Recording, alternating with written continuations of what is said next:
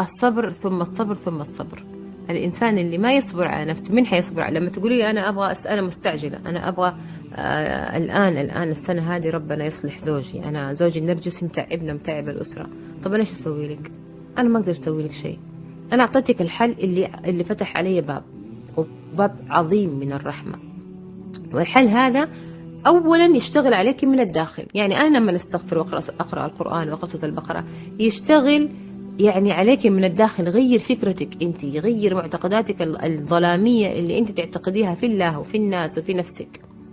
فهو عشان كده ياخذ وقت، مش ياخذ وقت إنه الله سبحانه وتعالى مش قادر إنه يحل مشكلتك الآن. الله قادر إنه يحل مشكلتك الآن، بس الحل الجذري لمشكلتك إنك أنت تتغيري، أفكارك تتغير، معتقداتك عن نفسك تتغير، معتقداتك عن زوجك وتعلقك في زوجك يتغير. لازم تتحرري من التعلق بالآخرين، تكوني إنسانة واعية، تكوني إنسانة عندك القوة النفسية والمشاعرية والروحية، فاهمة إنه أنت البلاء اللي أنت فيه الآن أو المشكلة اللي أنت فيها الآن هي عقاب مش بلاء، هي عقاب من الله، لأنك أنت بعدتي عن القرآن، بعدتي عن النور.